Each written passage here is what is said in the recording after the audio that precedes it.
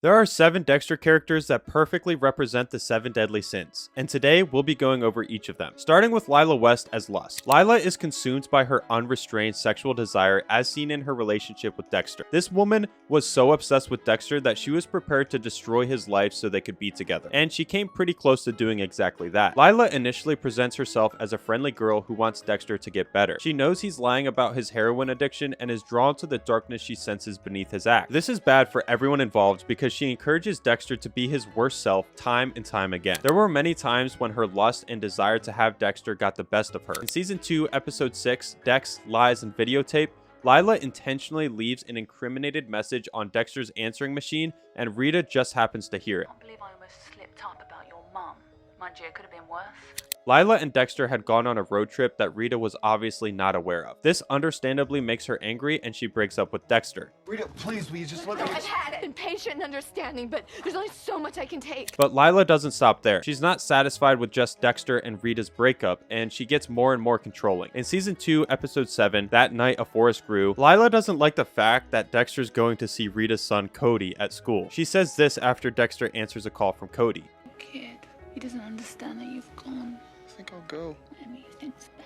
The way she confidently said that Dexter was now out of Rita's life is insane. These are the words of the woman who intentionally separated a man from his family and is proud of doing so. But despite her calm demeanor when she says this, Lila hates the thought of Dexter going to Cody's school. She was so obsessed with him that she couldn't imagine sharing him with a little boy for a couple of hours. So she does something unimaginable. This woman sets her house on fire so she can get sympathy from Dexter. After she calls Dexter during Cody's presentation and he doesn't pick up, her next course of action is to set her sculptures on fire and call Dexter. Being the good friend that he is, he leaves Rita and the kids to meet with Lila and comfort her, and even lets her stay in his apartment for a while. In season 2, episode 8, Morning Comes, Dexter starts avoiding Lila when he realizes that she started the fire herself, but she perseveres. The monster, you'll know. You called Jimenez. Yeah, I suppose I did.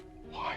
Why would you try to have me killed? You weren't going to get killed. She follows him to bowling night with his coworkers and breaks into Rita's house when she assumes Dexter is there. But that wasn't the craziest thing. She knowingly gave Dexter's location to someone who was after him. And this is what she had to say for herself. What an absolute nut job. She put the life of the man she's obsessed with in danger just so he would come back to her. That's a whole new level of crazy. But if Lila is on the high spectrum of insanity, this next character is the chillest, most unbothered guy ever. Moving on with Joey Quinn as Sloth. Sloth is defined as laziness, lack of motivation, and unwillingness to exert effort. His willingness to look the other way when convenient makes him a perfect representation of moral sloth rather than physical laziness. Throughout the show, Quinn is so unbothered by anything that doesn't affect him directly. For a cop, he had little interest in bringing justice and was more interested in wrapping up cases as quickly as possible. For example, in season 7, episode 4, Run, Quinn tries to wiggle out of investigating a case. Isaac Serco has shown up in Miami at this point, and with the hunt for Mike Anderson's murderer, the police aren't giving him breathing space to run his operation. We sure this Alex DeBlasny guy shot Mike Anderson?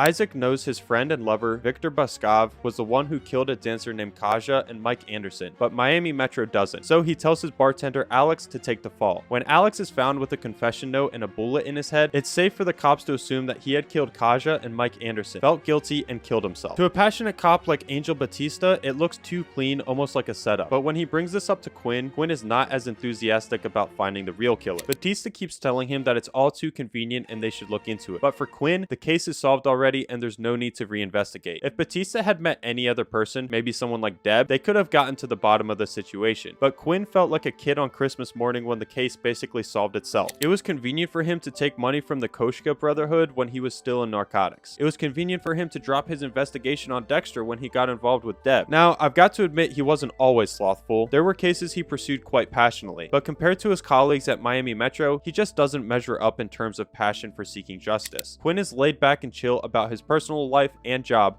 but this next character has zero chill. Wrath is uncontrolled anger, rage, and a need for revenge. And while it describes a few characters well, I think it perfectly describes Arthur Mitchell. He's hands down the most outstanding and terrifying killer in Dexter. He was in a class of his own and for a good reason. Arthur Mitchell, aka the Trinity Killer, had a rough childhood and this contributed to him becoming a killer. The trauma in his life was so intense that he replicated his kills to resemble what happened to him. I'm putting him as Wrath because he was so angry at himself and his father that he replicated all the horrible things done to him on innocent people. His killing ritual involves making a mother of two jump off a building to replicate his mother's suicide. You just need to let go and fall. I have children. I know. Another aspect of his kill is the slicing of a major artery of a woman in a bathtub to replicate his sister's death, which he feels responsible for. He also beat a father of 2 in the same way he killed his father. Let's not forget the way he would bury a 10-year-old boy to symbolize losing his innocence at age 10. As I said, the Trinity Killer had no chill and no hangups about painting the world red with anger inside him. In the same way Arthur personifies wrath, our next character personifies greed to the max. No one else could have taken greed away from Maria LaGuerta as a character trait. The way it fits her to the T is actually scary. Greed is described as an excessive desire for wealth and possessions, often beyond one's needs. For LaGuerta, it is an excessive desire for status and promotion in her career. Very few other characters were willing to do the things Maria did to maintain her position and get higher ones. Her greed wasn't something she hid. Both viewers and other characters knew what LaGuerta was like. In Dexter Original Sin Season 1 Episode 3 Miami Vice, when LaGuerta starts working at the Miami Metro Police Department, Captain Matthews has this to say about her. Maria, I don't trust her.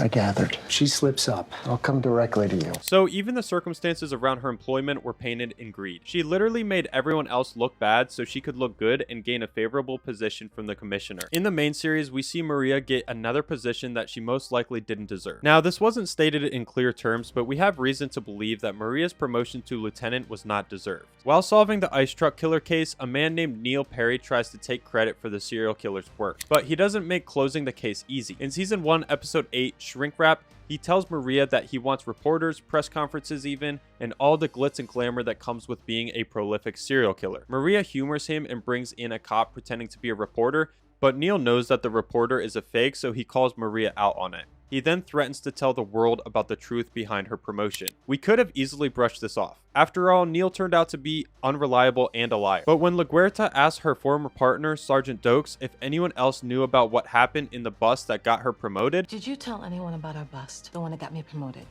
No. Nobody? In the press? Maria, we talked about this when it happened. it shows that Neil was onto something. He had hacked into their system, read the original report, and seen something that Maria wanted buried. From what we know about her, it's safe to assume that she did something she shouldn't have so she could get her position as lieutenant. But the moment we see Maria's greed play out at its worst is when she sleeps with Bertrand, Esme Pascal's fiancé. Maria did this because she knew that the chaos it would cause in Esme's personal life would reflect in her work life, making her unstable and unfit for the job. Maria got her job back as lieutenant and never thought about Bertrand and Esme once she was done using them. Now, most people would think Maria should be Pride, but I think I have someone more deserving in mind. Miguel Prado is Pride simply because he thought too highly of himself. Pride is defined as excessive self-importance, arrogance, and a belief in one's own superiority, and Miguel exhibited this trait more than anyone else. This is seen in how he believed he was better than his rival Ellen Wolf when in reality he was worse than her. The fact that he couldn't see beyond his own self-righteousness and self-importance is why I'm classifying him as Pride. From his statement in this scene, you can tell that Miguel has a superiority complex that makes him feel untouchable and belittled when he doesn't get his way. Couple of search warrants?